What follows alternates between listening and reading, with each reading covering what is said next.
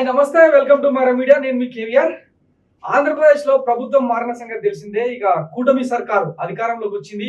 తొలి కేబినెట్ భేటీ కూడా జరిగింది. అందులో ప్రాధాన్యాంశాలు ఏంటన్నది నిన్న మంత్రి కొలుసు పార్థసారథి బ్రీఫింగ్ ఇచ్చే ప్రయత్నం చేశారు. ఇందులో కొన్ని డౌట్స్ ఉన్నాయన్నమాట. ఇక వాటి సంగతి పక్కన పెడతా తర్వాత డిస్కస్ చేద్దాం. ఇక 6 సూర్యులు 7 చంద్రులు మొత్తం వచ్చి ఆంధ్రప్రదేశ్ లో వాలిపోయినట్టు పచ్చపత్రికలు ఒక బ్రాండ్ ఇమేజ్ క్రియేట్ చేసే ప్రయత్నం చేసిన. అంటే తొలి కేబినెట్ తోనే ఆంధ్రప్రదేశ్ దరిద్రాలు మొత్తాన్ని కడిగేసే రేంజ్ లో చంద్రబాబు సర్కార్ పనిచేయబోతుందని చెప్పి అచ్చులేసే ప్రయత్నం చేశారు. ఒక్కసారి వాళ్ళు ఏం రాసిండ్రో, జరగాల్సింది ఏంది అన్నది మనం డీటెయిల్ గా మాట్లాడుకుందాం. ఒకసారి చూడండి. ఇది చంద్రబాబు సంకల్ప పత్రిక ఆంధ్రజ్యోతి.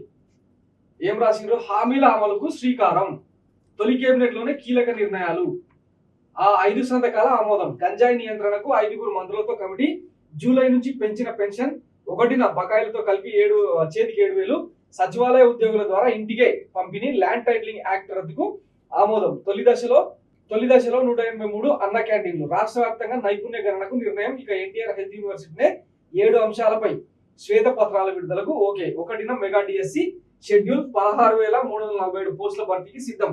అదే రోజు టెట్ పరీక్షకు కూడా ఎన్నికల హామీని నిలబెట్టుకునే దిశగా వడివడిగా అడుగులు, కేబినెట్ లో సుదీర్ఘ చర్చ, ఆమోదం. 2 రోజుల్లో పాత టెట్ ఫలితాలని ఈయన రాస్తాడు. తర్వాత ఈనాడు రామోజీరావు అదేదో సామెత చెప్తారు కదా, చింత చచ్చినా పులుపు కావాలని, రామోజీరావు చచ్చినా కూడా ఈ భజన మాత్రం ఆగలేదన్నమాట. కీలక హామీలకు ఆమోద ముద్ర, మంత్రివర్గ తొలి సమావేశంలోనే పచ్చ జెండా, మెగా డిఎస్సి ద్వారా 16,347 ఉపాధ్యాయ పోస్టుల భర్తీ, ల్యాండ్ టైటిలింగ్ యాక్ట్ కు చెల్లుచిటి, సామాజిక భద్రత పెన్షన్ 4,000 పెంపు, 4 నెలల్లో నైపుణ్య గణన పూర్తి, తొలి దశలో 183 అన్న క్యాంటీన్లు ప్రారంభం, పోలవరం అమరావతి సహా 7 అంశాలపై శ్వేతపత్రాలు, గంజాయి మాదక ద్రవ్యాలు అరికట్టేందుకు మంత్రివర్గ ఉపసంఘం, ఆరోగ్య వర్సిటీకి ఎన్టీఆర్ పేరు, పునరుద్ధరణ, మంత్రివర్గ నిర్ణయాలు, 100 రోజుల కార్యాచరణ సిద్ధం చేసుకోవడానికి చంద్రబాబు మంత్రులందరికీ కూడా ఒక సూచన ఇచ్చిందట. ఆర్థిక సమస్యలు లేని హామీలను తక్షణం అమలు చేయాలి, సంక్షేమం అభివృద్ధి ప్రభుత్వ తారక మంత్రం, ప్రజలకు చాలా అంచనాలు ఉన్నాయి, బాగా కష్టపడాలి, కాన్వాయ్లు సైరన్ల వంటి ఆడంబరాలు వద్దు, మంత్రులకు సీఎం చంద్రబాబు దిశానిర్దేశం అని చెప్పి ఈనాడు వార్త. సో ఈ 2 వార్తల కథనాలు చూస్తే మీకు ఏమర్థమైనట్టు? ఆంధ్రప్రదేశ్ లో అంటే కూటమి ఇచ్చిన హామీలన్నీ ఇంకా రాత్రికి రాత్రి అమలైపోయినట్టు అర్థం చేసుకోవాలి. దీంతో పాటు చంద్రబాబు గారు ఏమని సూచించారంటే, ఆర్థిక సమస్యలు లేని హామీలను తక్షణం అమలు చేయాలంటే, గతంలో ఇక్కడ చూసాం కదా, రేవంత్ రెడ్డి సర్కార్ అధికారంలోకి రాగానే ఉచిత బస్సు ప్రయాణం అంటే దానికి సంబంధించి ఇమ్మీడియట్ గా రాష్ట్ర బడ్జెట్ నుంచి కేటాయింపులు ఏం అవసరం లేదు, ఆర్టీసీని వాడుకోవచ్చు, దాని నష్టాలను సంగతి తర్వాత చూసుకోవచ్చు. దాంతో పాటు ఆరోగ్యశ్రీ 25 లక్షలకు పెంచుతామని చెప్పారు కదా, అది కూడా ఒక దసరా మీద సంతకం చేస్తే అయిపోయాయి. ఎందుకంటే ఆరోగ్యశ్రీలో ఎన్ని నిధులు వస్తున్నాయి, ఏ పేషెంట్లకు లబ్ధి చేకూరుతాయి ఎవ్వడు పట్టించుకోడు, దాని గురించి అసలు అనవసరం అన్నమాట.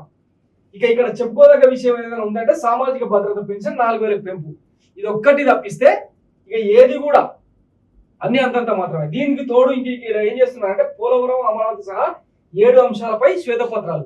రేవంత్ రెడ్డి ఉచ్చదొక్కు వచ్చినట్టు వాళ్ళు కూడా ఇక్కడ పాలన గాలికి వదిలేసి ఆ కాళేశ్వరం అక్రమాల మీద, విద్యుత్ అక్రమాల మీద, ఈ 6 గ్యారంటీలను పక్కన పెట్టి శ్వేతపత్రాల మీద తిప్పుతా వచ్చారు అనమాట తెలంగాణ ప్రజలు. చంద్రబాబు సర్కార్ కూడా రాబోయే 6 నెలలు 8 నెలలు ఇంక దీంతోనే టైంపాస్ చేస్తారని ఇది ఒక హింట్ ఇస్తారు అనమాట. పచ్చపత్రికలు అయినా కానీ కొన్ని వార్తలను ఖచ్చితంగా రాసింది. వాస్తవానికి చంద్రబాబు అధికారంలోకి వచ్చిన తర్వాత ఇమ్మీడియట్ గా చేస్తానన్నది ఏంది, నిండు ఉగాది రోజు వాలంటీర్లను కొనసాగిస్తే వాళ్ళకి 10,000 జీతంతో మళ్ళీ రిక్రూట్ చేసుకుంటామని చెప్పింది కదా, మరి ఆ హామీ ఏమైందో ఇక్కడ మెన్షన్ చేయలేదు. పైగా కొలుసు పార్థసారథి మంత్రివర్యులు ఏం చెప్పారంటే, వాలంటీర్ల గురించి ఎక్కడా మాట్లాడకుండానే జూలై 1వ తేదీన 1వ తారీఖునే ఉదయం 7 గంటల నుంచి సాయంత్రం 4 గంటల వరకు పెన్షన్ల సామాజిక పెన్షన్ల పంపిణీ నిర్వహిస్తాం, ఎవరి ద్వారా? విలేజ్ సెక్రటేరియట్ల ద్వారా నిర్వహిస్తామని చెప్పి ఆయన మాట్లాడి ఒకసారి ఆయన ఏమన్నాడో చూద్దాం. సంతోషించదగ్గ విషయం చెప్పేసి కూడా చేస్తాం. ఈ పెన్షన్ ని జూలై 1వ తారీఖున సచివాలయం స్టాఫ్ తో ఇంటింటికి ప్రతి ఇంటికి తీసుకెళ్ళి ఉదయం 6 గంటల నుంచి సాయంత్రం లోపల ఇవన్నీ కూడా పెన్షన్ అన్నింటినీ కూడా పెన్షన్ దారుల చేతిలో పెడతామని చెప్పి డిస్ట్రిబ్యూట్ చేస్తామని చెప్పేసి కూడా సైన్యంగా మనం చేస్తామని మరి విన్నారు కదా. విలేజ్ సెక్రటేరియట్ల ద్వారా పెన్షన్ల పంపిణీ చేస్తామని చెప్పి మంత్రివర్యులు సందేశం ఇచ్చేసారు. బాగుంది. మరి వాలంటీర్ల వ్యవస్థను ఏం చేద్దాం? ఇదే చంద్రబాబు గారు ఉగాది పండుగ సందర్భంగా ఇది నేను తెలుగు ప్రజలకు తెలుగునామ సంవత్సరం నాడు ఇస్తున్న గిఫ్ట్ అని చెప్పి చాలా ఆర్భాటంగా పార్టీల కూటమి హామీ ఇస్తున్నాం. మీ ఉద్యోగాలు తీసే వాలంటీర్ వ్యవస్థ కొనసాగిస్తామని మరొక్కసారి మీ అందరికీ హామీ ఇస్తున్నాం. ఉగాది రోజున పండుగ రోజున తీపి కబుర్ మీకు అందరికీ చేస్తే ఈ పెన్షన్ ని జూలై 1వ తారీఖున సచివాలయం స్టాఫ్ తో ఇంటింటికి. సో ఇక్కడే డౌట్ వస్తుంది అనమాట. ఉగాది రోజు మీకు అందరికి గిఫ్ట్ ఇచ్చేస్తున్నాం అని చెప్పి మాట్లాడిన చంద్రబాబు గారు మరి ఇప్పుడు దాని అసలు ఆ వాలంటీర్ వ్యవస్థకు సంబంధించి ఎక్కడ ప్రకటన చేయకపోవడం ఏంటి? అంటే వాలంటీర్ వ్యవస్థను కొనసాగిస్తున్నట్ట తీసేస్తున్నట్ట క్లారిటీ ఇవ్వకపోతే ఎట్లా? ఇంచుమించు 2.5 లక్షల మంది వాలంటీర్ల భవిష్యత్తు ఇప్పుడు ఏం కావాలి? గతంలో ఇదే చంద్రబాబు పవన్ కళ్యాణ్ రకరకాలుగా వాళ్ళ మీద విమర్శలు చేసే ప్రయత్నం చేసింది. ప్రభుత్వానికి ఆల్టర్నేట్ గా సైమల్టేనియస్ గా మరో యంత్రాంగాన్ని క్రియేట్ చేసిండు వైఎస్ జగన్మోహన్ రెడ్డి. అదే ఆయన మాస్టర్ బ్రెయిన్, అంటే బ్రెయిన్ చేంజ్ ప్రాజెక్ట్. దాని ద్వారా ఇంటింటికే గడప గడపకే సర్టిఫికేట్లు వచ్చినాయి, గడప గడపకే పెన్షన్లు వచ్చినాయి, గడప గడపకే వైద్యం కిట్లు అందినాయి, గర్భిణీ స్త్రీలు ఎవరైనా ఉంటే వాళ్ళకు పోషకాహారం అందింది. ఎక్కడ కూడా చిన్న డిస్టర్బెన్స్ లేకుండా వాలంటీర్ల వ్యవస్థ ద్వారా అవన్నీ కొనసాగినాయి. మరి ఇప్పుడు ఆ వాలంటీర్ వ్యవస్థను తీసేయడం ద్వారా ఇవన్నీ ఆగిపోవాలా? పెన్షన్ అంటే సెక్రటేరియట్ల ద్వారా ఇస్తారనుకుందాం, బాగుంది. మరి మిగతా అంశాల సంగతి ఏంటి? ఈరోజు అంటే ఏదైనా డెత్ సర్టిఫికేట్, బర్త్ సర్టిఫికేట్ రావాలంటే ఎంఆర్ఓ ఆఫీస్లో చుట్టూ తిరగాల. ఒక క్లారిటీ ఇవ్వాలి కదా. అసలు మీరు 6 గ్యారంటీలు 6 సూపర్ 6 అని ఏదో హామీలు ఇచ్చారు కదా, మరి వాటి సంగతి ఏం చేయాలి? సో ఈ సూపర్ 6 హామీల గురించి కూడా ఒకసారి చూద్దాం. ఇది ఉమ్మడి మేనిఫెస్టో వాళ్ళు ప్రకటించింది. ఇందులో సూపర్ 6 యువతకు 20 లక్షల ఉద్యోగాల సంగతి ఏంటి అంటే మెగా డిఎస్ చేస్తే అయిపోయినట్టేనా? స్కూల్ కు వెళ్లే ప్రతి విద్యార్థికి ఏడాదికి 15,000. ఆల్రెడీ స్కూల్ స్టార్ట్ అయినాయి సార్. మరి ఈ హామీ సంగతి ఏం చేస్తారు? ప్రతి రైతుకు ఏటా 20,000 రూపాయల ఆర్థిక సహాయం. దీన్ని ఎప్పుడు అమలు చేస్తారు? దీని గురించి కేబినెట్ మీటింగ్ లో చర్చ జరగలేదు. ప్రతి మహిళకు నెలకు 15,000 రూపాయలు 19 ఏళ్ల నుంచి 59 సంవత్సరాల వరకు ప్రతి మహిళకు ఇస్తామని చెప్పారు. దీని గురించి విధి విధానాలు ఇంకా ఖరారు కాలేదు. ప్రతి ఇంటికి ఏడాదికి ఉచిత గ్యాస్ సిలిండర్, దీని గురించి డిస్కషన్ లేదు. వీటి సంగతి ఏం చేద్దాం? ఇక్కడ ఈ పత్రికలు ఏమో ఇక మొత్తం 6 గ్యారంటీలు సూపర్ 6 హామీలు మొత్తం అమలు చేసేసినట్టు ఎట్లా చూలేసిందో చూసిరు కదా. అన్ని మభ్యపెట్టే కుట్రలు తప్పిస్తే రాష్ట్ర ప్రజలను బాగు చేయాలన్న ఆలోచన వీళ్ళకు కించిది కూడా లేదన్నట్టు ఫస్ట్ కేబినెట్ లోనే తేలిపోయింది అన్నది మా వర్షన్. మీకు నిజంగానే రాష్ట్ర ప్రజల మీద చిత్తశుద్ధి ఉంటే 164 సీట్లు ఇచ్చిన ఆ మ్యాండేట్ కు తెలుగు ప్రజలకు మీరు ఇచ్చే గౌరవం ఇదేనా అని మైరా మీడియా తరఫున మేము క్వశ్చన్ చేస్తాం. దయచేసి ఈ చంద్రబాబు పాలన అంటేనే ఎట్లా ఉంటుందంటే కమిటీలు వేసి కాలయాపన చేయడం, దాన్ని బొబుల్గం లాగా సాగదీయడం మినహాయిస్తే రాష్ట్ర ప్రజల బాగోగులకు సంగతించి ఆయన పట్టించుకోవడాన్ని ఎప్పటి నుంచో ఉన్న ఆరోపణ.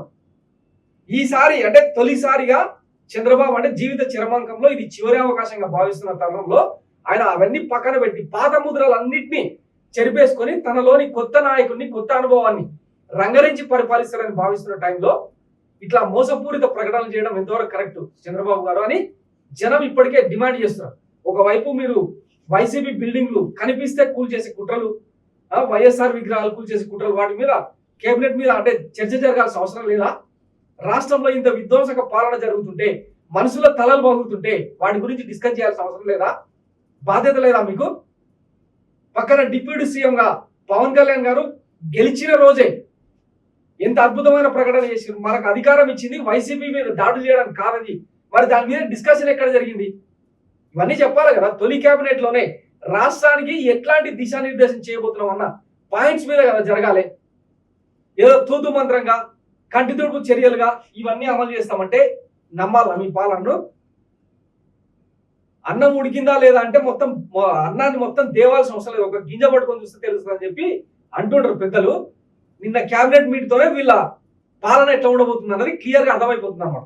ఇప్పటికే నారా లోకేష్ రెడ్ బుక్ రాజ్యాంగం అమలవుతుందన్న ఆరోపణలు వెల్లువెత్తున్న తరుణంలో మీ విధ్వంసక పాలనను పక్కన పెట్టి ప్రజలను ముందుకు నడిపించే కార్యక్రమాలు ఏమైనా ఉంటే వాటి సంగతి చూడండి సార్. చాలా ఆవేదనగా చెప్తున్నాం ఇదంతా. ఇక్కడ రేవంత్ రెడ్డి పక్కన సిద్ధరామయ్య సర్కార్ అమలు చేసిన విధానాలనే అమలు చేస్తామంటే తెలుగు ప్రజలు తిరగబడాల్సిన రోజు ఎంతో దూరంలో ఉండకపోవచ్చు.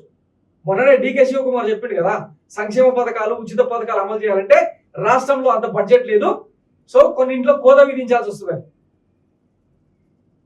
లేదంటే అట్లాంటి ప్రకటన ఏదైనా చేస్తావండి, ప్రజలు కూడా డిసైడ్ అవుతారు ఇక మీ నుంచి కాదని. ఇట్లా మభ్యపెట్టే మాటలు, పెన్షన్లు ఇచ్చి 16,000 పోస్టులకు డిఎస్సి ప్రకటనలు ఇచ్చి ఇవి కాదు కావాల్సింది. ఇంకా లోతైన స్టడీ చేయాల్సిన అవసరం ఉంది, లోతైన హామీలు ఇవ్వాల్సిన అవసరం ఉంది.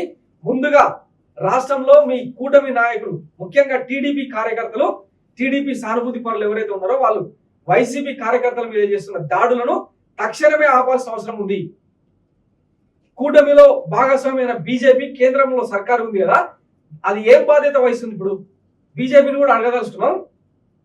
ఇట్లాంటి విధ్వంసక పాలనకు మీరు కొమ్ముగాస్తున్నారా? రాష్ట్ర ప్రజలకు బీజేపీ కూడా జవాబుదారి. సో వీటన్నిటి మీద డిస్కషన్ జరగకపోగా ఈ పచ్చపత్రికలో ఎట్లాంటి లుచ్చారాతలు ప్రశ్నలు చూస్తారు కదా. సో ఇక మీరే డిసైడ్ చేసుకోవాలి ఏం జరుగుతుందో. Thanks for watching Mara media. నేను మీ కేవీఆర్. Thank you.